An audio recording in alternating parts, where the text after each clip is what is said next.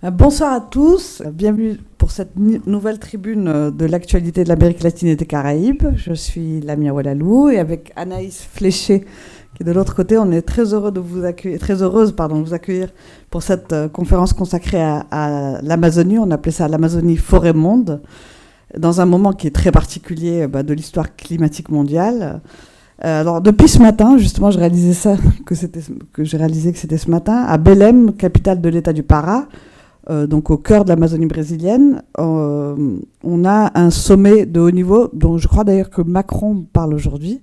Enfin, il y a une soixantaine de chefs d'État et de gouvernement. Et donc ce rendez-vous précède l'ouverture officielle de la COP 30 qui se tiendra du 10 au 21 novembre. C'est la première fois qu'une conférence mondiale sur le climat se tient dans la plus vaste forêt tropicale du monde. C'est un symbole fort, mais c'est aussi un porteur, disons, de beaucoup de responsabilités et de questions. Donc, alors, je vous rappelle que l'année 2024 a été la plus chaude jamais enregistrée, en dépassant pour la première fois la barre des 1,5 degrés de réchauffement, ce qui est la limite de l'accord de Paris. Et dans le même temps, on est dans une situation géopolitique avec des conflits, que ce soit ce qui se passe à Gaza, en Ukraine, ailleurs, et l'arrivée de Donald Trump qui freine toutes les questions de coopération internationale. On y rajoute le fait que Donald Trump a décidé de retirer à nouveau les États-Unis de l'accord de Paris, ce qui fragilise d'autant plus la gouvernance politique climatique mondiale. Alors, dans cette situation, le Brésil, et Lula en particulier, veut croire à une sorte de renaissance du multilatéralisme. Et pour ça, ils ont appelé à ce qu'on appelle un mutirão, en fait, c'est-à-dire une mobilisation collective, se mettre tous ensemble, un effort commun, pour essayer de surmonter les divisions et essayer d'arriver à un accord et sauver en fait l'accord climatique. Je vous rappelle qu'on est 10 ans après l'accord de Paris. L'idée, c'est de faire de cette COP 30 une COP du Sud, une COP sociale qui serait ancrée dans les réalités du Sud, et en particulier la réalité amazonienne, pour redonner la voix aux territoires, aux peuples, qui sont souvent marginalisés. Le problème, c'est qu'on est aussi dans une terre, donc l'Amazonie, qui est avant tout une forêt écorchée, blessée. Hervé vous en dira beaucoup plus, mais en fait, elle s'étend sur 9 pays. Elle a une biodiversité des peuples d'une richesse extraordinaire, mais elle a déjà perdu seulement au Brésil 17% de sa superficie en moins de 40 ans. Donc sous Bolsonaro, la déforestation a explosé. Depuis le retour de Lula en 2023, elle recule à nouveau. On vient de voir qu'elle est au plus bas depuis 9 ans. Mais quand on dit au plus bas depuis 9 ans, ça ne veut pas dire que ça s'est arrêté. Ça continue, mais ça continue à un rythme plus bas. Et ça reste la première source d'émissions de gaz à effet de serre dans le pays. Justement, dans cette forêt monde, à la fois poumon de la planète et un champ de ces contradictions entre développement et préservation et tout, qu'on vous invite en fait à venir ce soir avec nos invités. On va le faire en 3 temps. Une première partie sur l'Amazonie, réalité et imaginaire, pour comprendre ce qu'elle est vraiment au-delà des clichés. Ensuite, se demander comment on peut dépasser cette contradiction, si c'est possible, entre développer et préserver. Et enfin, revenir sur la COP en elle-même à Belém, sur cette géopolitique et tout ce que ça parle de gouvernance internationale. Anaïs, je te laisse reprendre le flambeau. Oui, donc pour aborder toutes ces questions, on a avec nous voilà, deux collègues, deux éminents spécialistes qu'on est vraiment ravis d'accueillir. Hervé Théry, géographe, directeur d'études émérite au CREDA, qui est un laboratoire du CNRS, le Centre de recherche et d'études sur les Amériques, et professeur aussi à l'Université de São Paulo. Hervé, tu es l'auteur, ce sera plus simple, de nombreux ouvrages sur le Brésil et sur l'Amazonie en particulier, comme ce dernier, Amazonie, un monde en partage, qui est sorti l'année dernière aux éditions du CNRS, mais aussi des ouvrages plus anciens qui traitaient déjà de ces questions d'environnement et de développement en Amazonie brésilienne. Je suis remontée un peu pour préparer cette séance en amont, dans tes écrits nombreux, jusqu'à arriver à cet ouvrage de 1982 avec Jean Aiglin qui s'intitulait déjà Le pillage de l'Amazonie, donc ouvrage paru chez Maspero, où tu évoquais déjà la question du modèle de développement, de la destruction de cet écosystème fragile, du conflit pour la terre, pour les terres, et aussi d'une question dont tu discuteras aujourd'hui, qui est celle de la souveraineté nationale revendiquée par le Brésil sur cet espace et donc de tous les enjeux géopolitiques associés à cette région. Merci d'être là, Hervé. Je mentionne également un article récent très pertinent sur le sujet géopolitique du dérèglement climatique au Brésil, qui est paru dans la revue Hérodote 2024, et bien sûr la revue Confins, que tu as fondée avec Nelly Aparecida de Melo, qui est une revue franco-brésilienne de géographie en ligne et accessible librement, qui est vraiment une source d'information très importante. Alors, à tes côtés, Antoine Acker, qui est historien, professeur associé à l'Université de Genève, un collègue qui est spécialiste de l'histoire de l'environnement. Je suis très heureuse d'accueillir ici parce que ça fait plusieurs années qu'on dialogue sur ces questions liées à l'actualité brésilienne. Donc spécialiste de l'histoire de l'environnement, spécialiste de l'Amérique latine et peut-être du Brésil plus spécifiquement encore. Tu as publié un grand nombre de travaux sur le sujet, notamment un livre, Volkswagen in the Amazon, The Tragedy of Global Development in Modern Brazil, donc sur le cas Volkswagen, qui est sorti chez Cambridge University Press en 2017, et un article aussi dans la revue Past and Present sur la question du pétrole et de son exploitation. Question du pétrole sur laquelle tu travailles actuellement, à la fois sur le plan personnel et dans un projet de recherche collectif sur le pétrole. Je crois que ça s'appelle Anthroposauce. Question du pétrole qu'on abordera aussi aujourd'hui parce que c'est un enjeu majeur. Et tu co-diriges également un projet qui concerne directement cet espace amazonien, Resilient Forest Cities, entre utopie et développement. Et c'est un projet donc, que tu co-diriges avec des collègues du Max Planck Institute. Je vois que tu as ramené le stylo de Berlin, et qui est financé par la fondation Gerda Henkel, donc, qui est aussi au cœur du sujet que nous allons traiter ce soir. Alors, Hervé, est-ce que tu peux nous planter le décor ? Parce que c'est dans l'imaginaire de tout le monde, l'Amazonie, mais en fait, la réalité, il y en a très peu qui peuvent véritablement en parler. Quelques chiffres, il n'y en aura pas beaucoup, et juste au début, on parle de la plus grande forêt tropicale du monde, tu l'as dit. Si je peux me permettre respectueusement, ça n'est pas le poumon de la planète, parce qu'un poumon, ça absorbe de l'oxygène et ça produit du CO2. Mais ça fait 50 ans que j'explique ça ne marche jamais. Mais enfin, c'est très important, effectivement. Des estimations que j'ai vues récemment parlent de 390 milliards d'arbres, que je n'ai pas comptés. Ça fait beaucoup de travail. Anaïk a eu la gentillesse de rappeler, je me souviens, on se faisait beaucoup de soucis parce qu'il y avait 7% de l'Amazonie défrichée.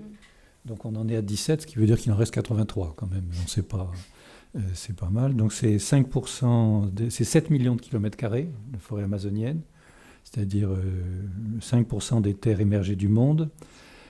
Et ça fait au Brésil seul 4 millions et demi de kilomètres carrés. Et pour vous donner une idée, ça fait 5 millions au Brésil, l'Union européenne fait 4 millions 2, et si on ajoute les pays du Conseil de l'Europe, qui vont assez loin vers l'Est, on n'est qu'à 6, donc c'est beaucoup plus grand que l'Europe. Il faudrait prendre l'Europe jusqu'à l'Oural, qui est plus très européenne à vrai dire, pour arriver au plus, donc c'est très grand. Et puis comme ce livre est dans la série sur les grands fleuves mondiaux, juste 2-3 chiffres sur l'Amazone, c'est 200 000 mètres cubes à la seconde. Donc c'est le plus grand débit mondial, c'est plus que les 9 suivants ensemble, le Yangtze-Kiang et tout autre. Et pour vous donner une idée plus précise, c'est 253 fois celui de la Loire. Et je me suis amusé à faire un calcul. Si, pour une raison que je ne prévois pas, l'Amazone venait sur Paris, ce qui est assez peu probable, il faudrait 8 minutes pour couvrir Paris d'1 mètre d'eau. Et en temps de crue, 1 heure pour couvrir Paris complètement à la hauteur des immeubles haussmanniens. C'est inimaginable. Donc, et même quand on y va, chaque fois que j'y retourne, je suis toujours stupéfait. On prend l'avion et on vole au-dessus de la forêt. Et on ne voit que de la forêt. Tant mieux. Mais ça veut dire que c'est une taille qui dépasse tout ce qu'on peut. Là-dedans, il y a quand même 30 millions de personnes. donc c'est pas rien, dont une grande majorité en ville, on en parlera. Une collègue brésilienne, une géographe brésilienne qui s'appelait Berta Becker, qui est du sud du Brésil, comme vous pouvez l'imaginer, disait que c'est une selva urbanizada, une forêt urbanisée. Et c'est vrai qu'il y a des gens qui habitent entre les villes, notamment les peuples autochtones, mais c'est surtout des villes. Voilà, bon, c'est, donc tu l'as dit, 9 pays, il faut toujours se rappeler, et je le rappelle régulièrement à mes amis brésiliens, vous savez, vous en avez les 2 tiers, mais ça n'est pas qu'à vous. Il y a 8 autres pays autour, dont la France, qui a un petit bout quand on prend l'Amazonie, pas seulement le bassin de l'Amazone, mais aussi un petit peu plus largement la forêt, enfin d'autres. Il y a la Guyane dedans. C'est un endroit qui est pas du tout, on dit plus du tout forêt vierge, on dit même plus forêt primaire, parce qu'elle a été pas mal enrichie par des apports humains au fil des siècles. Et donc c'est une région qui a plusieurs milliers d'années d'histoire. Et si on s'en tient même à l'arrivée des Européens, c'est 5 siècles. Donc c'est pas du tout une région intacte, intouchée, une sorte d'Eldorado lointain. J'ai pris comme sous-titre l'Amazonie en partage, parce que c'est un peu un jeu de mots, c'est quelque chose que l'humanité a reçu en partage, mais c'est aussi un endroit qui a été beaucoup partagé entre les autochtones et ceux qui sont arrivés après eux, entre Espagnols et Portugais, entre ceux qui sont arrivés au départ, les conquistadors et les autres, et puis d'autres qui sont venus après, les esclaves africains qui sont venus contre leur gré, d'autres immigrants plus tard, puis les gens du nord-est du Brésil qui sont allés cueillir le caoutchouc, enfin recueillir le latex, etc. Puis d'autres qui viennent, puis depuis, on parlera tout à l'heure des routes, d'autres qui sont arrivés. C'est une extrême diversité de paysages. Il n'y a pas que de la forêt, il y a des zones de savane, il y a des zones presque de désert par endroits. C'est extraordinairement varié du point de vue il y a des montagnes très hautes, enfin, le point culminant du Brésil est en Amazonie, à la frontière du Venezuela. Et puis une biodiversité extraordinaire qui est plus grande dans les pays andins qu'au Brésil. Parce que, en montant au flanc des Andes, la forêt amazonienne devient de plus en plus diverse. Et il y a un endroit absolument magnifique qui s'appelle le surcil de la montagne, Serra de Montaña. C'est pour ceux qui ont vu le film Aguirre ou la colère de Dieu, c'est les premières images dans la brume. C'est-à-dire que quand les nuages qui viennent d'Amazonie remontent le long des Andes, poussés par l'Alizé, ça se condense. Et donc là, il y a la plus forte biodiversité mondiale à cet endroit-là. Voilà, ça c'est ce qu'on peut en dire, mais j'essaie de rester dans le concret, parce qu'effectivement, et je pense que c'est toi qui vas en parler, tout ça est mythique. Je citerai qu'un seul cas, j'ai pas pu vous le montrer, mais j'avais une très belle caricature, on voit un conférencier comme nous, qui a devant lui une banderole, c'est écrit « Amazonie, mythes et réalités ». Les gens arrivent, et puis on le voit dans une bulle, on voit une Amazone barrée, et il dit « mythe » et tout le monde s'en va. Donc si vous pensez qu'on va vous parler des guerrières Amazones, vous pouvez partir, parce qu'il n'y en a pas en fait. C'est un des rares endroits au monde dont le nom soit faux. Ça s'appelle Amazonie, alors qu'il n'y a jamais eu d'Amazone. C'est le frère Carvajal qui a accompagné Aureliana, qui a cru voir des Amazones. Merci Hervé, ça me fait penser au fait qu'un des premiers ouvrages qu'on a eu en France sur l'Amazonie s'appelait justement Le pays des Amazones, Eldorado, qui était un ouvrage de la fin du 19e siècle, au moment du boom du caoutchouc, qui invitait les industriels français à aller s'installer en Amazonie. Mais merci pour cette transition, Hervé.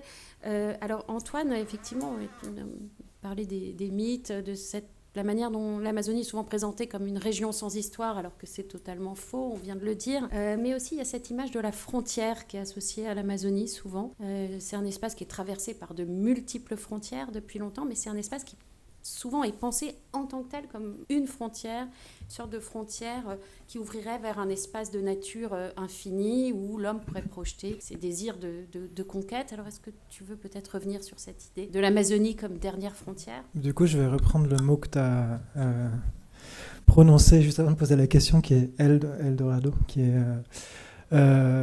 Eldorado, c'est un mythe qui date du XVIe siècle, des premières rencontres entre des conquistadors, des colons en Amazonie et puis des indigènes. Et je crois que tout le monde connaît à peu près le mythe, c'est l'existence d'un royaume, une terre lointaine et secrète qui regorgerait tellement d'or que son roi, Eldorado, passerait son temps à se couvrir d'or. En tout cas, disait qu'il peignait son corps avec de l'or. Et puis, la recherche de l'Eldorado... Alors, en fait, cette anecdote, on ne sait pas exactement d'où elle vient, mais historien suppose que c'était peut-être une manière pour les indigènes d'éloigner les Européens qui arrivaient sur leur territoire en leur parlant d'une légende, en présentant comme une légende comme vraie, puis en leur disant qu'il y avait très loin, pas très loin, mais dans une autre direction, un royaume vers lequel ils étaient invités à se diriger. Et finalement, c'est devenu comme une sorte de balise du progrès des Européens et des colons dans cette région, avec l'idée de trouver, c'est pas forcément de l'or, mais en tout cas des minerais, des diamants, des richesses dont regorgeraient les sous-sols de l'Amazonie. Et puis cette région, elle a été construite à partir de ça, d'une certaine manière, par des acteurs exogènes, du coup, qui débarquaient, qui la découvraient, entre guillemets, et puis qui s'y avançaient avec l'intention justement de trouver des richesses. Et même ce mythe qui a été inventé, construit essentiellement à São Paulo au XIXe siècle, de ce qu'on appelle les bandeirantes, qui étaient ces hommes qui montaient des expéditions en fait, à partir de la fin du XVIe et jusqu'à la fin du XVIIIe siècle, pour aller chercher, partant de São Paulo, aller chercher à l'intérieur des terres du Brésil, vers l'ouest et vers le nord, donc un peu comme Horizon, l'Amazonie, des diamants et des minerais. Et puis qui en fait rentraient surtout avec des indigènes qu'ils avaient capturés et puis des esclaves. Mais l'Amazonie, sa construction moderne et son intégration aussi au territoire national brésilien à travers des nouvelles routes. Aujourd'hui, il y a même un grand projet de chemin de fer dont la Chine promet d'être un des principaux investisseurs d'ailleurs. Cette structuration de l'Amazonie, la construction de grandes infrastructures comme des barrages par exemple, puis des infrastructures urbaines, essentiellement à partir de la dictature militaire au Brésil, donc à partir de la fin des années 1960, c'était de nouveau dans l'optique et avec l'ambition de trouver de nouveaux Eldorado, en fait, des Eldorado modernes, qui étaient aussi bien les grandes mines d'or, la Serra Pelada, dont vous avez sans doute entendu parler dans l'état du Pará, d'aluminium, et puis le pétrole aussi, qui était un peu le nouveau Graal en Amazonie à partir des années 1950. Et toute la structuration de la région, sa construction aussi comme une partie essentielle de l'imaginaire national brésilien, tournait autour de ce concept d'Eldorado. Et finalement, l'Eldorado, c'est l'horizon de la frontière, et la frontière... on peut dire, en histoire environnementale, on discute de la frontière comme la limite où la nature se transforme en ressources, à travers laquelle la nature se transforme en ressources. Donc en fait, la frontière, c'est la limite entre le monde industrialisé, civilisé, mondialisé, dans lesquels les ressources naturelles sont essentiellement des biens commerciaux, et puis ce qui est vu par notamment les investisseurs, le capital et les États, comme un espace sauvage, dont seule la conquête et la valorisation économique peut transformer en une source de valeur ajoutée. Justement, pour rebondir sur cette intégration de l'Amazonie au territoire brésilien avec ses infrastructures et la question que ça pose sur est-ce qu'il faut ou pas développer dans le sens où on l'entende justement cette partie commerciale, disons intégrée à l'économie capitaliste du Brésil, est-ce qu'il faut intégrer ce territoire et l'impact de ces infrastructures? Hervé, est-ce que tu peux nous en dire un mot, s'il te plaît? Oui, sur faut-il ou faut-il pas, je ne sais pas. Les habitants, oui, est-ce qu'on peut l'envisager? Alors, en fait, les infrastructures, effectivement, il vient en être question. Ce qui a tout changé, en tout cas par rapport aux 5 siècles précédents, c'est quand on a commencé à construire des routes. Là, c'est assez précis. C'est juste après la Seconde Guerre mondiale, puisque dans la guerre du Pacifique, les Américains avaient mis au point un centre de technique, bulldozers, tronçonneuses, avions, radios, etc., qui ont permis d'attaquer la forêt, ce qu'on ne pouvait pas trop faire jusque-là. Et donc, au Brésil d'un côté, mais aussi du côté des pays andins, on a commencé à faire Carretera de la Silva d'un côté, et de l'autre côté, la Brasilia Belém et la Brasilia Acre. Et donc, on a ouvert des routes dans une forêt, dans une région qui était entièrement centrée sur le fleuve. Donc, il y a une sorte de gigantesque capture. Tout le bassin était drainé vers Belém, et donc, c'était d'ouest en est. Et puis là, on a commencé à faire des routes nord-sud ou ouest-est.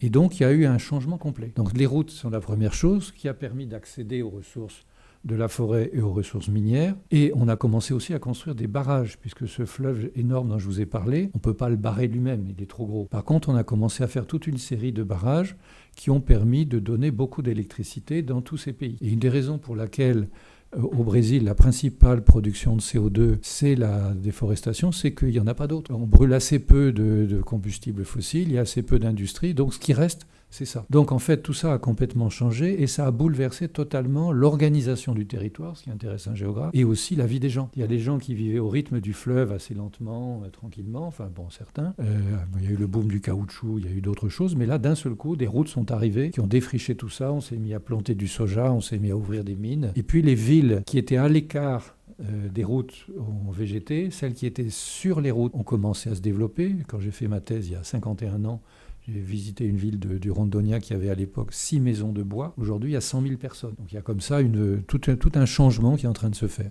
Et puis il y a quelques villes qui étaient à la fois sur le fleuve et sur la route. La route a été faite de façon, bon, peu importe. Et donc il y a vraiment un reclassement total dans les pays, au Brésil et dans les pays voisins, de ces connexions qui se font ou pas. Un collègue français, Roger Brunet, parlait des synapses. Il y a les endroits où ça marche pas. Plus les initiatives continentales maintenant qui consistent à traverser le continent de part et d'autre. Et donc l'Amazonie, qui était l'arrière-cour de pays et assez largement ignoré, se retrouve à sa place topologique au centre du continent. Et aujourd'hui, on peut prendre un bus à Rio pour aller à Lima. On peut prendre un bus à Manaus pour aller à Caracas. Tout ça a beaucoup changé. Ça prend un peu de temps, ça prend une semaine en fait, pour être pressé. Mais certains de mes étudiants font ça, ils sont tout contents de me raconter ça après. Oui, on n'a eu que 16 heures de retard, oui, bon, ça va. Moi, j'ai attendu un bus 27 heures, donc effectivement, on devient patient. Donc tout ça est en train d'être bouleversé. Enfin, c'est une région qui a vécu ça à partir des années 60, comme ça a été dit. Le point de départ, c'est plus Brasilia que le coup d'État. Mais effectivement, il y a eu ça avec tout le côté nationaliste dans chacun des pays, bon la Guyane pas trop, mais chacun des autres pays défend bec et ongle sa souveraineté sur l'Amazonie, sur son Amazonie. Et donc l'ouverture de ces routes, le développement de ces infrastructures, c'est un point nodal aussi pour comprendre l'ampleur de la déforestation aujourd'hui. Antoine, je sais que dans tes travaux, tu évoques la notion d'économie de la déforestation. Est-ce que tu veux peut-être nous éclairer sur ce point ?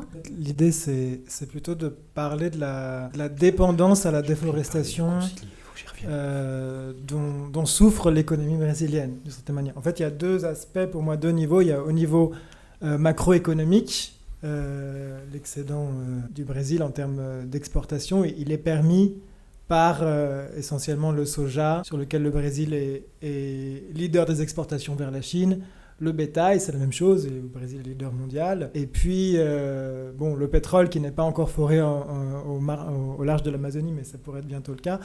Et en gros, c'est ces trois grandes matières premières qui font la richesse du Brésil aujourd'hui et puis qui permettent de nourrir sa croissance, d'une certaine manière. Donc on a une économie de la déforestation dans le sens où la macroéconomie brésilienne, elle est dépendante de secteurs qui sont les vecteurs de la déforestation, légale et illégale au Brésil.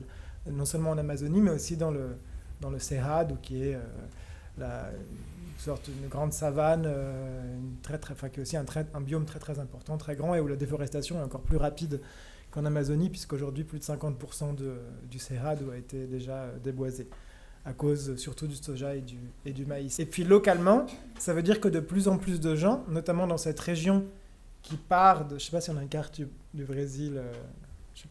bon, enfin, si vous avez la carte du Brésil en tête, disons que vous avez la carte du Brésil en tête, qui part de l'Acre, donc dans la partie occidentale de l'Amazonie, et puis qui remonte justement comme un arc jusque... C'est pas dans le bon sens.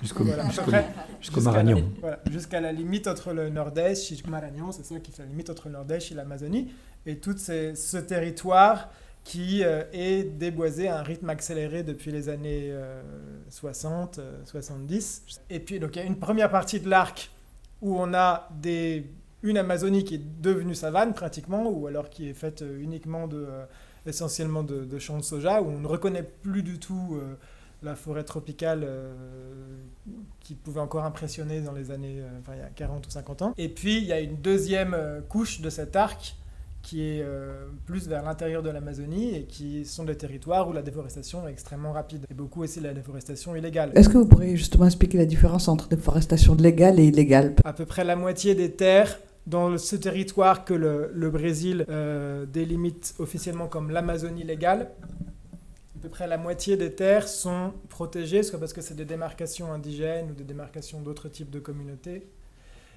ou parce que c'est des unités de conservation. Et y compris à l'intérieur des propriétés privées ou des propriétés qui ne sont pas protégées, il y a une obligation de conserver en général environ 80% du territoire, enfin entre 50 et 80 selon les régions. Donc le propriétaire terrien, par exemple, a le devoir de conserver et de ne pas déboiser ou de reforester une grande partie de sa propriété. Donc en fait, il y a c'est à peu près 2/3 des terres en Amazonie, mais les calculs varient selon ce qu'on considère une terre protégée, sur lesquelles, en théorie, la déforestation est illégale. Pour compléter, je fréquente beaucoup la région du soja, et les gens me disent, surtout après la 3e caipirinha, oui, je fais absolument 80-20, je défriche 80 et je laisse 20. Oui. Ouais, donc, souvent, c'est impressionnant parce qu'on voit par exemple, une énorme plantation de soja, et puis au milieu, une sorte d'îlot de biodiversité, un centre de la plantation extrêmement délimité, vraiment au millimètre près, qui est la partie réservée à l'habitation. Oui, j'ai oublié de répondre sur concilier le développement. Ça devrait être possible, parce que je vous l'ai dit au début, c'est tellement grand qu'il y a largement la place pour faire des réserves indiennes, des unités de conservation, etc. Sauf qu'il y a deux positions qui s'affrontent. Les gens qui veulent défricher voudraient qu'on les laisse tout défricher, et les gens qui veulent protéger voudraient qu'on mette absolument toute l'Amazonie sous cloche.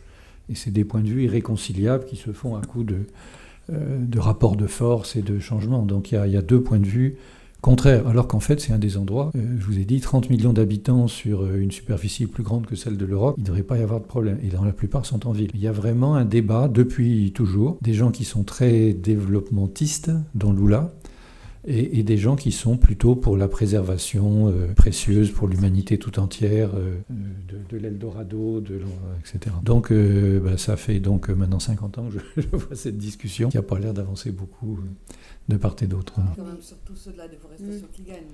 Oui, ça s'est quand même beaucoup réduit. On parlait tout à l'heure dans les 2 premiers mandats de Lula, on est passé d'une région française par an, une Bretagne par an à moins de 30 000 à 5 000. C'est reparti sous Bolsonaro et c'est retombé. On a eu les chiffres ces jours-ci. C'est effectivement bien redescendu. Enfin, vu l'immensité, je veux dire, on a quand même encore 83%, 85% qui est encore debout. Oui, donc on voit bien à quel point cette question est éminemment politique. Elle se joue pour le Brésil à l'échelle, en plus des États fédérés et à l'échelle nationale. Et pour revenir sur cette idée d'économie de la déforestation, j'imagine qu'il y a l'idée d'une économie politique de la déforestation aussi, avec des lobbies qui sont extrêmement présents au Congrès dernièrement. Comment finalement la montée en puissance de l'extrême droite, cette séquence du gouvernement Jair Bolsonaro, et le fait qu'il y ait toujours une forte polarisation politique au Brésil, que Bolsonaro sera certes bientôt en prison, mais ses partisans n'ont pas tous disparu, loin de là. Comment est-ce que ça a contribué à tendre peut-être les enjeux dans la région? C'est impressionnant, si on regarde les cartes, il y a un ouvrage qui s'appelle Geografias do Bolsonarismo, par Bruno Malheiro, je le conseille à tout le monde parce qu'il est accessible gratuitement en ligne. Et l'arc de la déforestation dont j'ai parlé, c'est l'arc du vote Bolsonaro, en fait.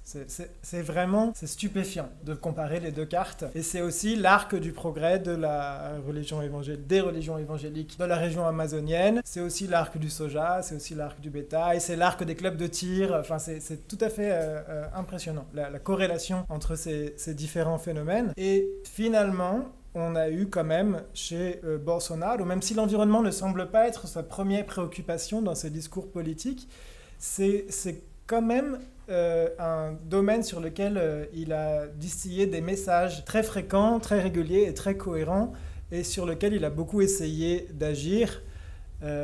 Alors il s'est toujours opposé, par exemple, à l'IBAMA, qui fait un peu office une agence qui fait un peu office de police environnementale au Brésil, et puis qui met des amendes et emprisonne, par exemple, les orpailleurs illégaux, les braconniers, etc. Et il a complètement presque entre guillemets désarmé l'IBAMA à l'époque en changeant sa direction, en mettant des militaires, en le mettant sous la tutelle de militaires, en désavouant publiquement des opérations de lutte contre la déforestation. Et puis il y a ce fameux enregistrement d'un conseil des ministres en 2022, il me semble, où pendant le Covid, son ministre de l'Environnement disait « Profitons de la situation pour faire passer tout le bétail et puis démanteler la législation autant qu'on le peut. » Et il y a même eu 2 décrets. En fait, au Brésil, la Constitution garantit la protection de l'environnement par l'État et puis le droit à un environnement préservé pour tous les Brésiliens. Et c'est assez compliqué de démanteler la législation environnementale brésilienne. On a parlé du nombre important de terres protégées, démarquées et d'unités de conservation. Et il y a aussi le suprême tribunal fédéral qui veille au grain et puis qui a annulé plusieurs décrets sur ce sujet que Bolsonaro essaie de faire passer pendant sa présidence.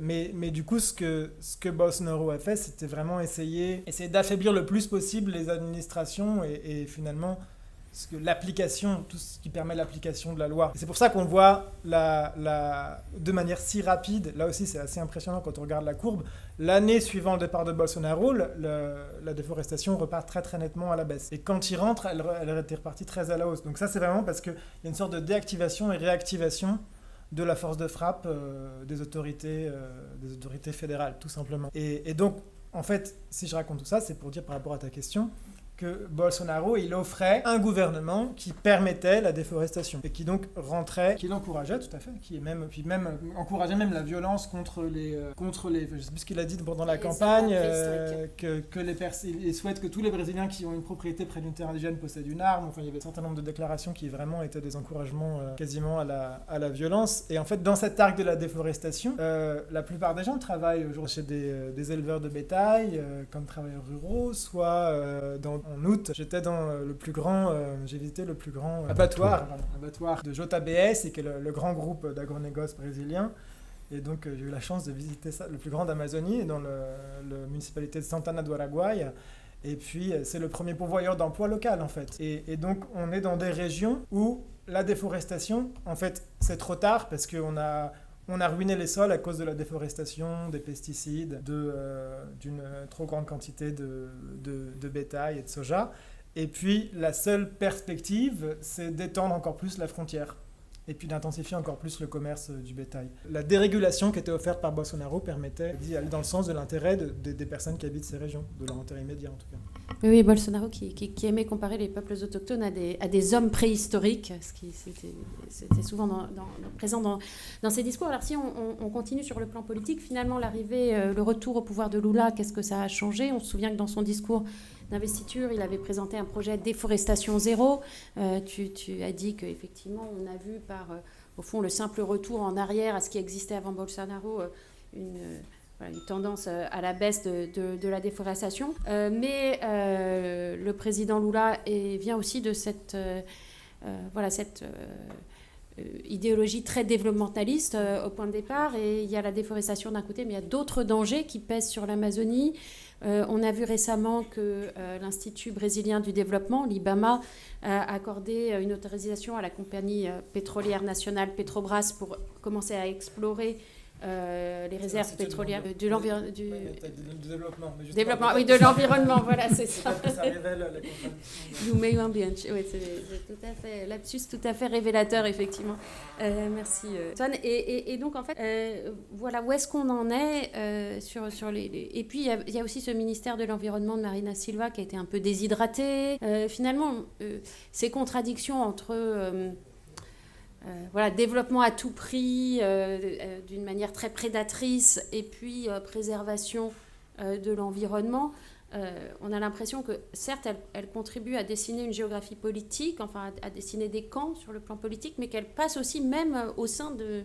elle traverse aussi parfois certains camps, comme le Parti des travailleurs. Donc, Lula, où est-ce qu'il en est en ce moment là, face à tous ces dangers ? Encore une fois, l'annonce se fait 3 semaines avant le début de la COP. C'était une coïncidence malheureuse. Heureusement, il y a eu juste après la diminution de la déforestation, c'est plutôt une bonne chose.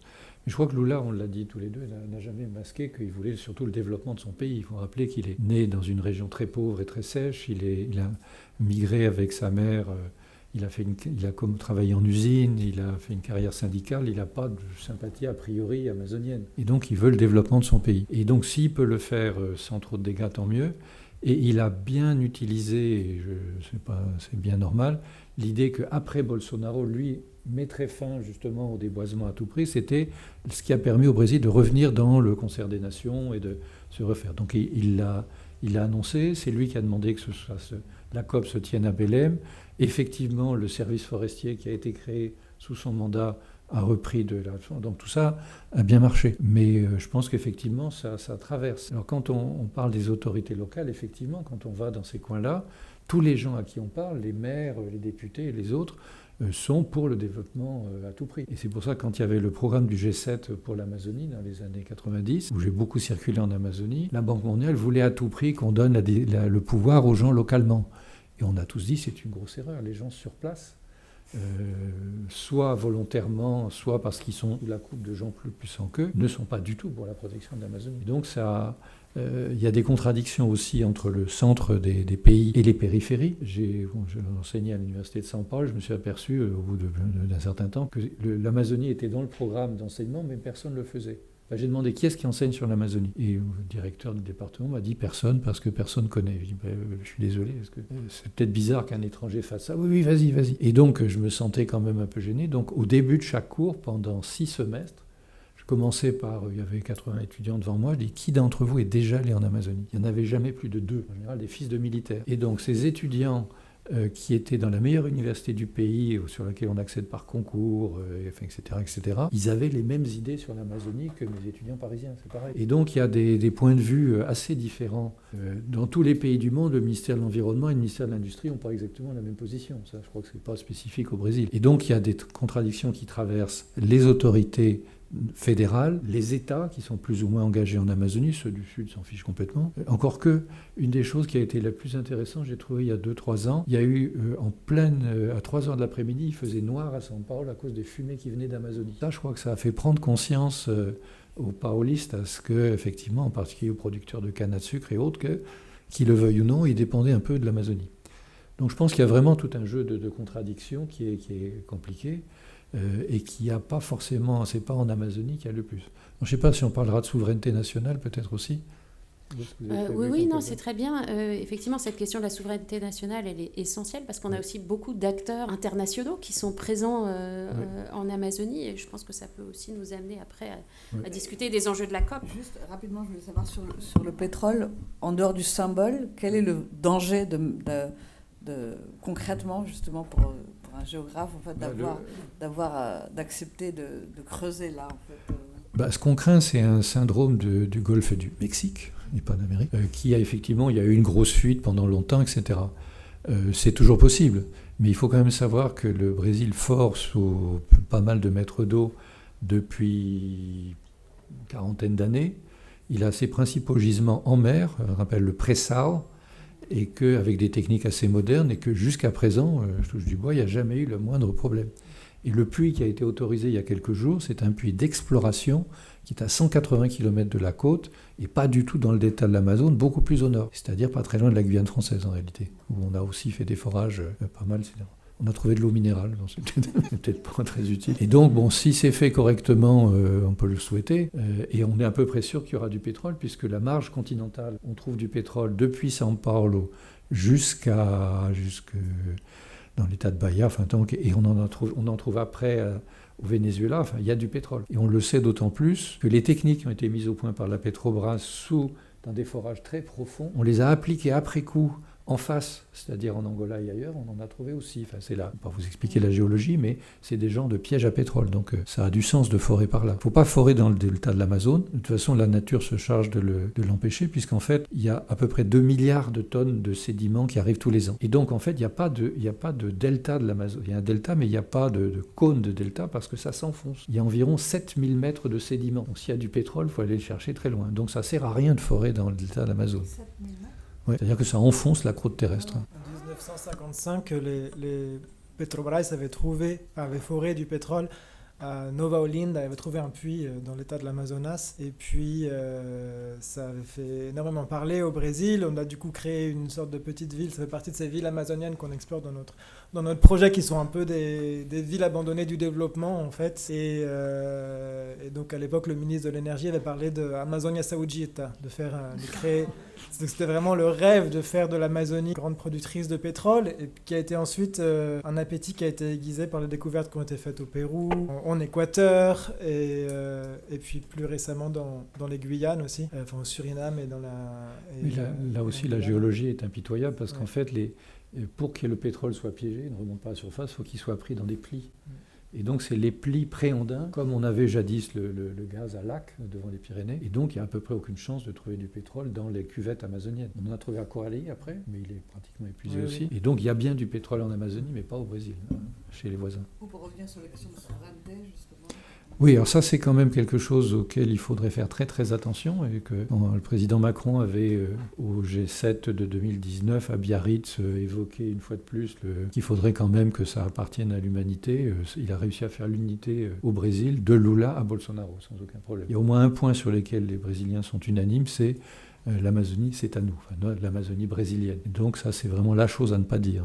Je pense qu'il y a en partie un petit fond d'incertitude. Est-ce que vraiment on fait tout ce qu'il faut? Et comme on ne fait pas ce qu'il faut, les Marines vont arriver bientôt, ce qui est un peu fantasmatique. Mais il y a vraiment là-dessus, je pense, une unité. Alors dans les autres pays, je ne sais pas, mais au Brésil, c'est vraiment un tabou absolu. Effectivement, Amazonia et Nord, ça c'est quelque chose qu'on retrouve dans tous les discours, que ce soit des discours politiques, littéraires, de la fiction. Enfin, c'est vraiment un élément important, et pas que au Brésil, avec d'ailleurs parfois complètement associé à une forme d'exotisme intérieur, comme tu l'évoquais tout à l'heure, mais une revendication de souveraineté qui peut être associée à une forte méconnaissance parfois du terrain. Donc les sujets qui fâchent, on en a évoqué certains, la question de la déforestation, le pétrole, il y a aussi tout ce qui concerne le trafic aurifère qui est aujourd'hui un sujet majeur, je crois, pour les questions de l'impact, en tout cas environnemental, et de la criminalité associée. Mais pour avancer un petit peu, donc cette COP 30 à Belém, qu'est-ce qu'on peut en attendre au-delà du symbole? Lamia a parlé en introduction de l'idée d'une COP du Sud, ou des Suds au pluriel, je ne sais pas, une COP qui serait une COP sociale, ancrée dans la réalité amazonienne. Au fond, qu'est-ce qu'il en est, ou qu'est-ce qu'on peut en attendre aujourd'hui à la veille de son ouverture? Bon, alors il y a plusieurs couches, on va dire. Il y a les objectifs des ONG, de certains États plutôt proactifs qui souhaiteraient que sorte de cette COP une sorte de plan pour sortir, véritablement de plan à moyen terme pour sortir des énergies fossiles. Et je crois, pour moi, et puis en écoutant le discours de Lula d'aujourd'hui et la manière dont il a préparé la COP et dont il en a parlé, il y a un enjeu pour lui de justice climatique, c'est en tout cas le discours qui est mis en avant, et puis d'en faire une véritable COP du Sud mondial, d'organiser aussi la COP au cœur de l'Amazonie pour montrer les efforts qui sont faits par les pays du Sud pour préserver les puits de carbone, alors que historiquement ils ne sont pas les principaux émetteurs de gaz à effet de serre. Et puis l'idée aussi d'organiser l'Amazonie, ça il l'a répété plusieurs fois, d'organiser l'Amazonie dans une ville pauvre, quitte à assumer le fait que Belém n'est pas vraiment prête en termes d'infrastructure et de plan urbain pour recevoir un tel événement, pour en faire de cette COP un témoin de ce dont souffrent, des inégalités mondiales dont souffrent les pays du Sud, et notamment les pays tropicaux, et de la nécessité aussi de les aider à lutter contre la déforestation. Il y a aussi ce projet lancé par Lula de créer un grand fonds international pour financer la lutte contre la déforestation. Voilà. Avec cet acronyme incroyable, TFFF, c'est oui, ça, je ne sais voilà. plus combien il y a de F. Vous avez peut-être compris que je suis là plutôt d'un fond optimiste, mais pas là. Là, non. Je crois qu'il ne va pas se passer grand-chose. Il y a beaucoup de mousse et de choses. On mélange un peu tous les sujets. En principe, on parle de climat, on va parler de plein d'autres choses. Ce sera joyeux, ce sera intéressant, ce sera bien, mais je n'attends pas grand-chose de ça, parce que les gens qui viennent Jean-Marc Laforêt a dû négocier ce genre de choses. Quand on vient avec un mandat pour négocier avec ses pairs des autres pays, on a un agenda. Et puis les gens qui qui sont des ONG en ont d'autres. Si on ajoute à ça des sujets sociaux, culturels et autres, je crois que ça va faire beaucoup de mousse pour pas grand-chose. Mais je peux me tromper. Enfin, j'explique de temps en temps aux journalistes qui veulent toujours me faire dire ce qui va se passer. La formation des journalistes est tout à fait intéressante. Et parfois, je dis, écoutez, ça fait 50 ans que j'étudie la question, j'ai écrit une vingtaine de livres, donc je suis parfaitement légitime pour vous dire que je ne sais pas. Ça sert à rien. Ça sert à quelque chose de faire des études, ça permet de mesurer ses limites. Donc je ne sais pas, il paraît qu'on dit en Suisse, il vaut mieux être prudent, parce que comme ça on peut être que déçu en bien. Je ne sais pas si c'est vrai. Donc s'il se passe quelque chose, tant mieux. Mais j'ai recueilli des témoignages de gens qui ont participé à la conférence de Rio en 92, puis à Rio Mas Vinci en 2012. Et la diplomatie brésilienne est très très bonne pour se débrouiller qu'on leur pose pas des questions gênantes. Et donc je sais que les COP sont nés en grande partie de ça. Le Brésil avait très très peur à Rio 92 qu'on leur parle de déforestation, donc on a parlé aussi de sécheresse. Enfin bon, il y a un peu une dilution générale. Donc je pense que ça va être très bon pour l'image du Brésil, qu'il va se passer plein de choses. Pour revenir sur le fond, dans l'acronyme n'était pas impossible. Quand on regarde en substance, j'ai vu ça hier, en fait on propose $4 de forêt qu'on garderait sur pied. Bon, c'est gentil, mais quand on défriche la forêt, on gagne bien plus. Et donc, depuis toujours, j'entends dire, le problème, c'est que la forêt sur pied ne rapporte pas autant que la forêt qu'on déboise. Le déboisement se paye lui-même, en fait. Et non seulement on libère la place pour mettre autre chose, mais rien que la vente du bois au-dessus. Donc, je vois pas... En plus, c'est Catherine Aubertin qui disait ça hier.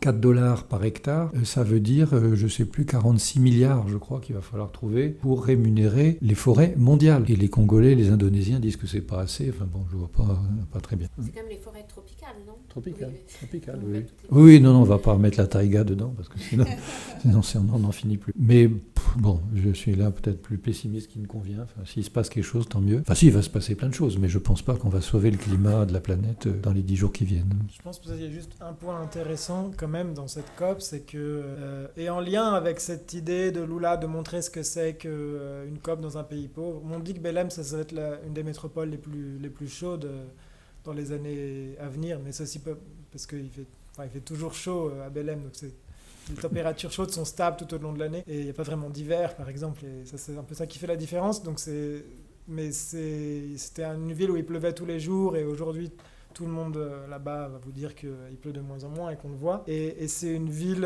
c'est pas Dubaï, quoi. Je veux dire, c'est une ville où il y a un vrai tissu associatif. C'est quand même une espèce de pôle où viennent converger de nombreux mouvements, que ce soit environnementaux ou de défense des droits indigènes, des territoires indigènes, des initiatives très intéressantes en termes de commerce équitable, soutenable. C'est pas une...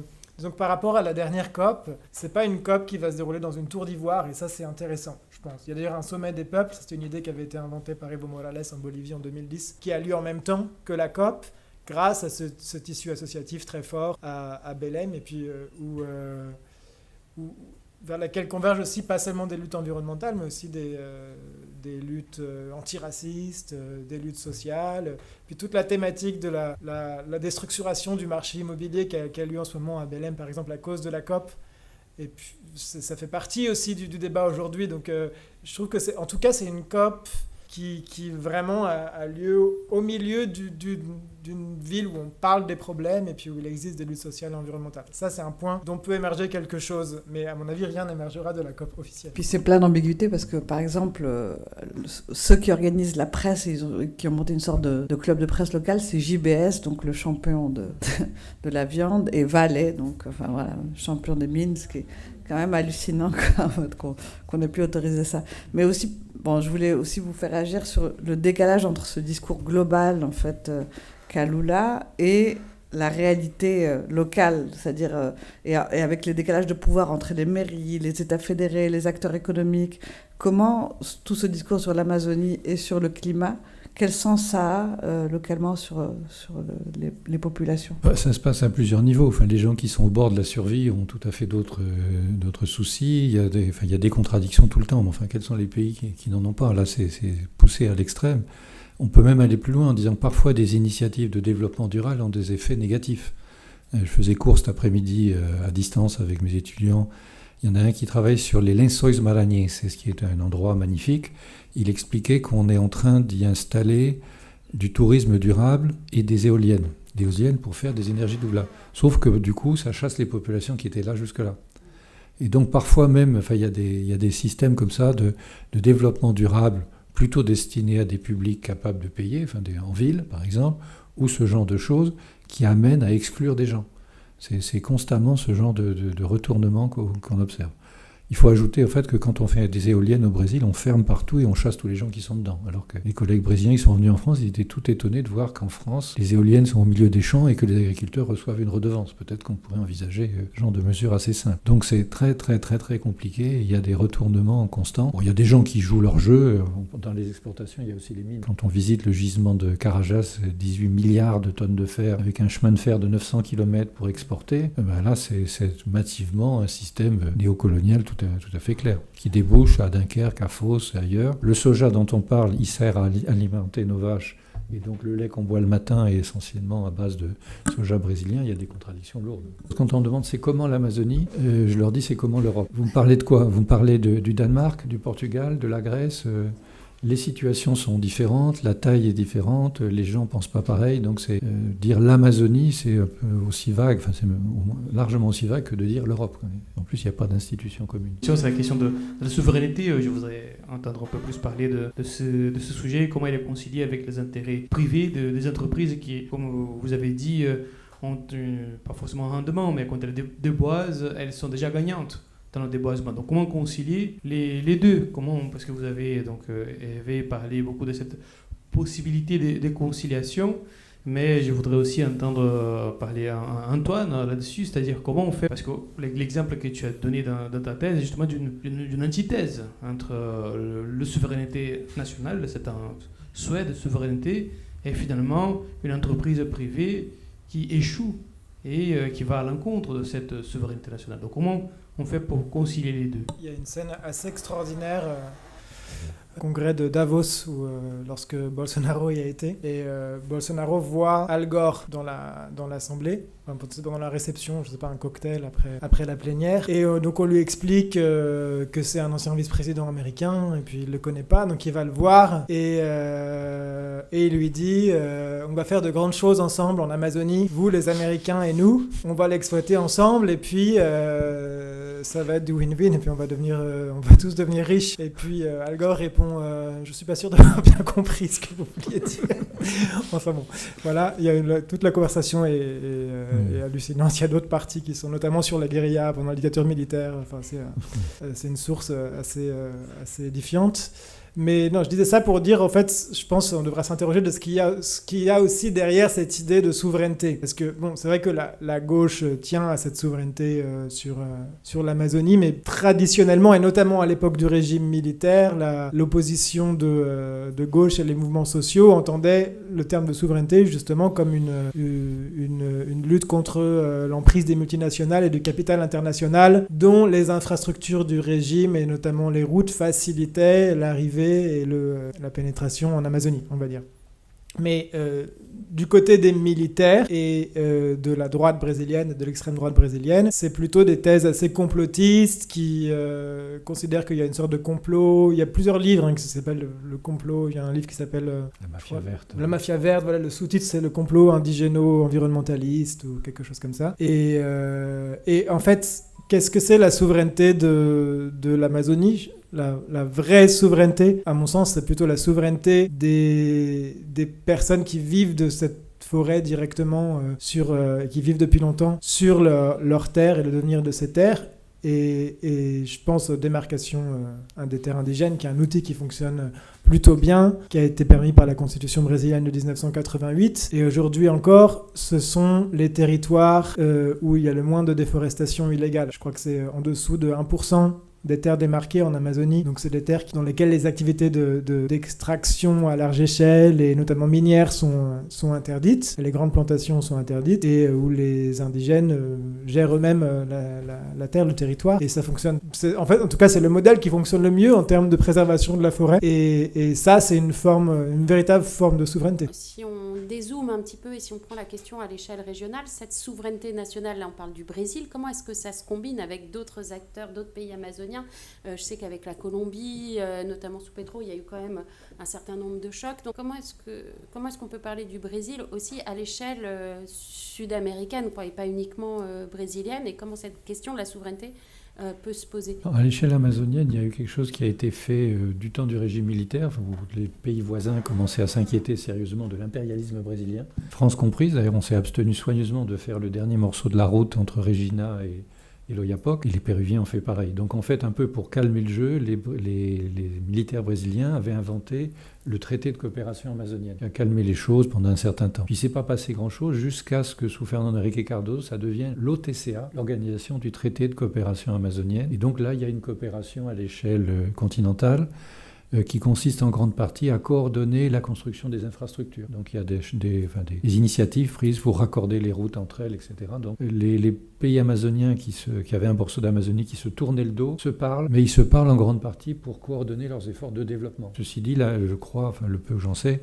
la Colombie protège encore beaucoup plus de terres que le Brésil. Terres indigènes, unités de conservation. Bon, alors, évidemment, quand les FARC étaient dedans, ça n'avait pas grand sens. Mais apparemment, maintenant, ça commence à fonctionner sérieusement. Justement, il y a un élément sur lequel je voulais vous faire réagir, c'est le rôle de la Chine pour traverser, pour faire passer, en fait, justement, comme ils se coordonnent surtout pour le développement, pour les infrastructures. Je voulais avoir votre avis là-dessus. La dernière fois que j'en ai entendu parler, ils sont venus au Mato Grosso en expliquant qu'ils allaient payer un chemin de fer pour aller jusqu'à la mer. Et les autorités du Mato Grosso ont dit on n'est pas en Afrique ici. Ça a été assez court. Alors en fait, le chemin de fer arrive déjà, il est à Rondonópolis. Mais il va vers le sud, il va vers São Paulo. Et donc il y a eu pas mal d'enquêtes pour savoir si les Chinois achetaient des terres. Non, ils n'achètent pas de terre, ils achètent le soja. Et on revient sur la souveraineté. Une des scènes les plus pénibles que j'ai vécues au Brésil depuis tout ce temps-là, c'était justement avec des gens un peu chauds qui nous disaient mais quand même, vous autres gringos, vous allez envahir l'Amazonie, etc. On a dit une fois, deux fois, trois fois, c'est pas ça. Et un de mes collègues a dit sur un ton très calme, mais pourquoi voulez-vous qu'on envahisse l'Amazonie? Il y a toujours des Brésiliens qui sont prêts à nous vendre tout ce qu'on veut. C'est assez exact. Vous parliez de l'exportation de viande, c'est JBS qui est brésilien. L'exportation de minerais de fer, c'est la Vale qui est brésilienne. L'aluminium, je sais plus qui c'est, mais c'est vrai. En fait, c'est des grandes entreprises brésiliennes qui vendent les produits de l'Amazonie. Alors ça n'assure pas, c'est une toute petite partie du PIB brésilien. Les 2/3 du PIB brésilien, c'est des services. Mais c'est ça qui fait les exportations. La balance commerciale qui est favorable au Brésil, même avec la Chine, pas avec les États-Unis justement, c'est pour ça que l'initiative de Trudeau était absurde, c'est ça qui fait en fait les exportations et l'excédent brésilien, c'est grâce aux minerais, au soja, au thon et à d'autres choses, et aussi aux avions. Ils vendent aussi des avions, c'est autre chose. En tout cas, quand j'étais à l'abattoir de JBS, donc on a pu parler à 2 managers du site, et puis je leur ai demandé à qui ils exportaient le bétail, parce que il me semblait que la réglementation européenne interdisait l'importation de bétail en lien avec des terres déboisées illégalement, en tout cas. Il me semble qu'il y a même une délimitation sur la région amazonienne, en tout cas sur certains pays. Et donc ils ont expliqué qu'effectivement ils n'exportaient pas vers l'Europe, que JBS est déployé sur tout le territoire. Ils nous ont montré la carte des abattoirs, et que donc chaque territoire est labellisé, titré pour exporter du bétail dans certaines régions. Il y a d'autres limitations, par exemple, vers le Moyen-Orient, il faut envoyer que du halal ou ce genre de choses. Donc c'est pas seulement la réglementation environnementale, mais que effectivement la Chine, c'est clairement le premier client et le principal des abattoirs qui sont situés en Amazonie et puis qui se fournissent à partir de propriétés amazoniennes. Dans le même ordre d'idée, quand Bolsonaro avait décidé de suivre Trump et de déplacer l'ambassade brésilienne de Tel Aviv à Jérusalem, une délégation est allée le voir en disant « Est-ce que vous avez déjà regardé combien de viande on exporte, de poulet on exporte en Israël et combien on exporte dans le monde arabe ?» Ça n'a pas été plus loin. Bonsoir, merci pour toutes vos présentations. Vous avez parlé du modèle de développement qui fonctionne à peu près bien dans les territoires démarqués, réservés aux autochtones. En quoi ça consiste, leur modèle économique? Est-ce qu'il y a quelque chose de comparable par rapport au développement assez rapide de l'Amazonie péruvienne? Qu'est-ce qui assure le succès et est-ce que c'est réplicable, même si c'est à petite échelle, compte tenu de l'immensité de ce territoire? Est-ce que c'est finalement réplicable est-ce qu'on peut envisager que ça fasse une masse critique face aux méthodes plus extractives d'exploitation et de développement de cette région? C'est pas mal de travaux d'anthropologie et d'histoire là-dessus aussi, que je sais pas si c'est tout simplement des peuples dont l'économie est pas vraiment fondée sur le principe d'accumulation des richesses, comme dans l'économie capitaliste, où il y a des traditions très anciennes, dans le cadre desquelles l'agriculture, par exemple, le prélèvement de ressources naturelles s'adaptent aux habitudes des espèces non humaines, au rythme des fleuves, au rythme de régénération de la forêt. Et après, il y a des milliers de réalités différentes, puisque c'est des peuples très différents. Certains pratiquent l'agriculture, d'autres non. Certains sont des peuples qui refusent même encore le contact avec l'administration brésilienne ou avec les Blancs, et d'autres non. Donc c'est difficile d'identifier un modèle particulier, mais je pense que fondamentalement, c'est la philosophie de ces modèles qui fait la différence. Et puis une vision des espèces non humaines et une vision cosmogonique, en fait, une vision du monde et des relations entre ces différents éléments qui n'est pas du tout portée vers l'extraction, la surextraction des ressources. Je vais ajouter un fait, pour revenir au début sur les trucs. On a le recensement qui a eu lieu en 2022, Bolsonaro l'a bloqué en 2020, donc il a eu lieu en 2022, a amené à la conclusion que le nombre des indigenous, des autochtones, avait doublé au Brésil. Il est passé de 900 000 à 1,7 million. Mais pourquoi ? C'est que dans les recensements précédents, on demandait aux gens comment ils s'identifiaient, est-ce qu'ils s'identifiaient comme indigènes ou pas, dans les réserves indiennes, dans les terras indígenas. Tandis que là, on l'a demandé partout. Et on a donc trouvé 800 000 personnes de plus ailleurs, à Manaus et dans pas mal d'endroits, dans le nord-est, etc., qui disaient oui, et soy indio, je me sens indien. Donc ça veut dire que ce modèle-là existe absolument, mais qu'il y a à peu près la moitié des gens qui ont voté avec leurs pieds, comme on dit, c'est-à-dire qui ont choisi, pour le meilleur et pour le pire, d'aller en ville et de changer de mode de vie. Donc ce mode de vie existe, et d'autant plus que les gens qui sont là ont choisi de rester, mais il y en a aussi d'autres qui sont partis et qui ont rejoint le modèle classique. Mais je pense que quand tu as dit que ça marchait bien, c'est le système de protection Oui. et de démarcation des terres, même si il y a eu aussi beaucoup de débats qui sont toujours en cours. Enfin, je ne sais pas où ils en sont aujourd'hui sur le marco temporal, mais voilà, sur la question de jusqu'à quand on remonte dans le temps pour considérer que telle terre appartienne aux peuples autochtones, pour certains qui veulent limiter l'application de ces politiques de protection. Donc certains disent non, il faut s'arrêter en 1988 parce que c'est la constitution du Brésil et on ne remonte pas plus loin, alors que les défenseurs des peuples autochtones et les leaders autochtones eux-mêmes, enfin je veux dire, qui sont d'ailleurs plus présents et plus visibles aujourd'hui à Brasilia, défendent l'idée que voilà, ils ont des droits originaires sur ces terres du fait de leur occupation millénaire de la région. Donc la question c'est, oui, est-ce qu'on pourrait espérer une forme de renforcement des mesures de protection, voire d'harmonisation de ces mesures à l'échelle de la région et pas uniquement dans le domaine d'intervention de l'État fédéral brésilien? Là, c'est encore toute une question qui se pose. Les usages, pour revenir sur cette question-là, c'est des usages des sols aussi très très différents. Et quand j'étais à Santana do Araguaia en août, et justement c'est au milieu de cet arc de la déforestation, c'est même une des villes pionnières de l'arc de la déforestation qui a été créée à l'époque du régime militaire. Et j'ai eu l'occasion de discuter avec un leader Kayapo, mais qui, en fait, dont le village venait de la terre démarquée du Xingu. Enfin, c'était une sorte de scission à l'intérieur d'une communauté. Et donc, il expliquait, mais ses parents étaient restés là-bas, et puis il expliquait, là-bas, c'est l'abondance, et ici, c'est sec. Ici, il n'y a rien, parce qu'en fait, à Santana do Araguaia, il n'y a que du soja. Et effectivement, c'est très sec. Ça fait 50 ans qu'on met du calcaire dans les sols, et qu'on utilise des pesticides, et puis que c'est très difficile. Dans les années 2000, il y a eu beaucoup de distribution de terre sous Lula, dans cette municipalité, mais très vite, les anciens paysans sans terre se sont rabattus vers l'élevage de bétail eux-mêmes, parce qu'il est extrêmement difficile dans ces endroits-là qui ont été déboisés très rapidement de faire pousser quoi que ce soit. Alors que dans les terres indigènes, l'agriculture valorise la biodiversité. Quand il dit que c'est l'abondance, c'est parce qu'il y a énormément d'espèces différentes, de fruits, de légumes, cucurbitacées, etc., de plantes médicinales qui vivent les unes avec les autres dans des plantations qui sont complètement adaptées au milieu tropical et à la forêt amazonienne elle-même. Et ça permet que la forêt se régénère, y compris malgré fait qu'ils pratiquent des activités agricoles. Pour donner un exemple qui va vous perturber encore davantage, on peut en partie, sur les terres dégradées, pas trop, faire des plantations d'arbres. Et il y a des très grandes plantations en cours maintenant de palmiers à huile. On dit palmiers à huile, en général, les écologistes grimpent au rideau, parce que en Indonésie, ça a été fait de façon massive. On a remplacé de la forêt primaire et fait disparaître des orang-outans ou d'autres pour mettre du palmier à huile. Sauf que j'en ai visité plusieurs. En fait, on a trouvé des espèces adaptées en les greffant. Et il n'y a qu'un seul problème, c'est qu'elles ne sont pas pollinisées naturellement. Donc il a fallu embaucher beaucoup de gens pour polliniser à la main. Et donc j'ai suivi une fois une pollinisatrice, et vous pouvez essayer si vous voulez. Au bout de 2 km, j'ai fait demi-tour parce qu'elle allait beaucoup plus vite que moi. Et les gens qui avaient fait cette plantation, en plus, ont décidé que c'était pas une bonne idée de mettre des moteurs.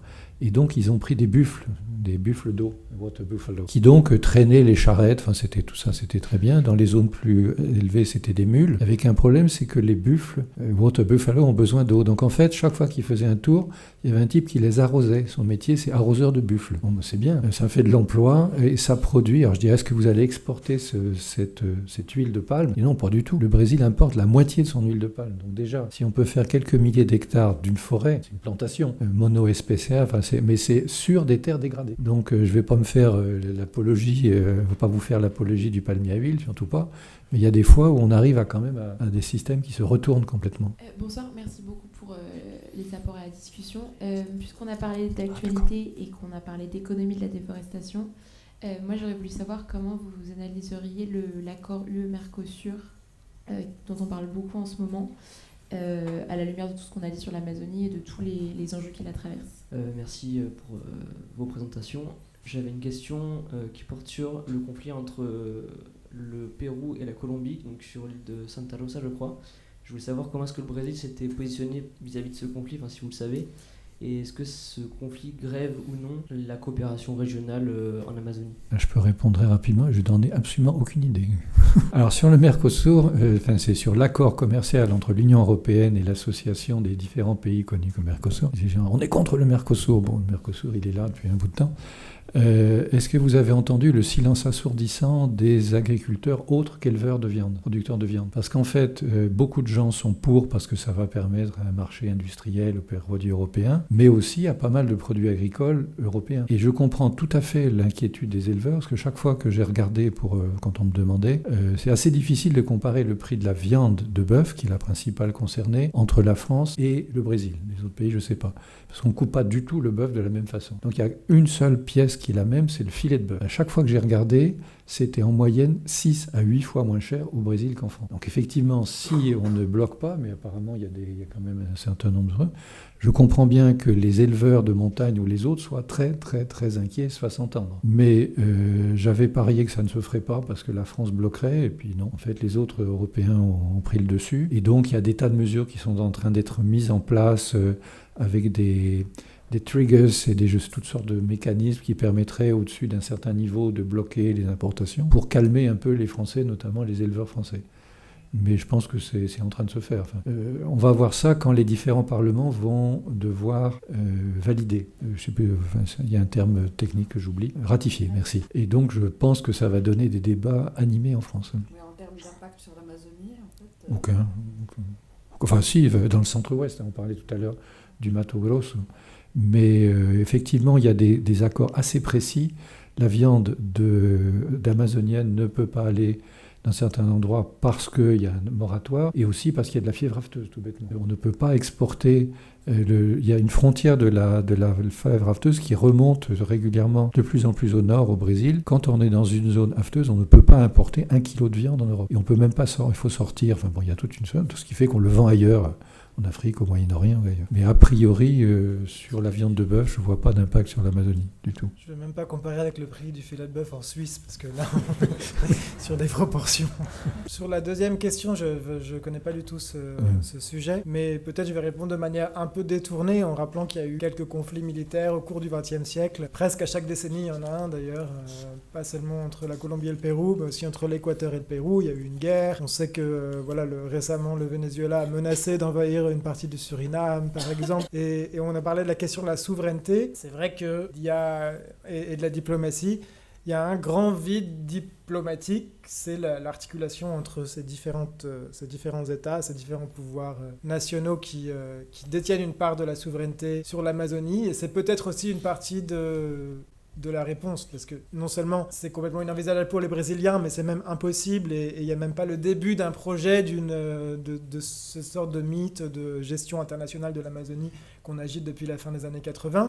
En revanche, s'il devait y avoir une forme de gestion internationale de l'Amazonie, ça devrait passer par une entente entre ces différents pays. Aujourd'hui, par exemple, le rythme du progrès du bétail est plus rapide dans certaines régions de Colombie que du Brésil. C'est aussi parce qu'il y a un effet de rattrapage, ça a commencé plus tard. Mais le Brésil, c'était la première vague de déforestation, fin des années 60, années 70. Et dans les autres pays, ça commence plutôt, ça s'accélère plutôt dans les années 90-2000. Et il y a sans doute des choses à mettre en commun et à apprendre là-dessus.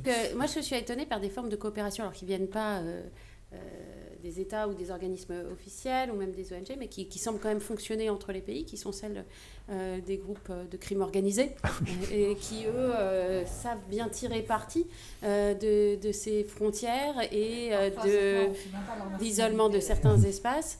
Et ce qui m'a beaucoup frappé dans les statistiques qui sont sorties récemment côté brésilien, c'est que la région du Nord et notamment les États amazoniens sont ceux où le crime, la criminalité a augmenté le plus et de manière complètement exponentielle ces dernières années avec à la fois le trafic d'or mais aussi des nouvelles routes du trafic de drogue, la pêche, voilà, chouette Belém est assez intéressant à ce niveau-là peut-être aussi. Oui, dans les années 80, c'était dans les grandes villes du Sud qu'il y avait le plus d'armes. Les grands groupes PCC, Amigos dos Amigos, etc. ont plus ou moins fait la paix. Ils reportent leur concurrence. Et une bonne partie des morts, c'est des règlements entre groupes. Et effectivement, c'est dans le nord-est aussi, la ville la plus dangereuse du Brésil, maintenant c'est Fortaleza. Et donc ça va dans d'autres...